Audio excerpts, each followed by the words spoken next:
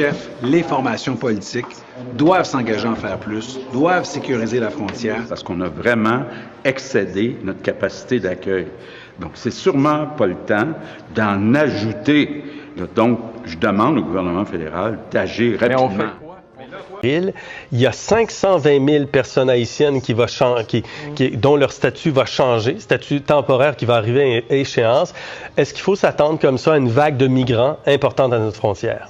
Oui, et M. Trump qui dit qu'il va expulser près de 10 millions, 10 millions de personnes. Bon, alors, c'était écrit dans le ciel que cette question-là allait se poser plus tôt que tard.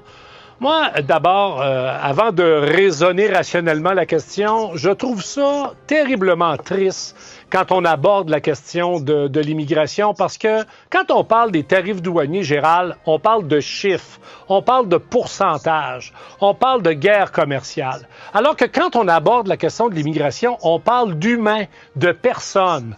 Bon, tout ça est vrai que le Canada a accueilli trop et qu'il y a des problématiques de logement, qu'il y a des problématiques d'itinérance, qu'il y a des... Bon, alors tout ça est vrai qu'on doit faire les affaires dans l'ordre et que dans le contexte actuel, on peut pas ouvrir toutes grandes les frontières, mais en même temps, ça me décourage pas mal, Gérald, parce que ce n'est que la pointe de l'iceberg. Alors, quand vous parlez d'Haïti, c'est quoi les conditions de vie sur Haïti? Pas depuis 3 ans, depuis 20, depuis 30, depuis 40 ans, avec une responsabilité énorme du gouvernement américain, pas juste de Donald Trump, là, d'Obama et des autres à l'endroit d'Haïti.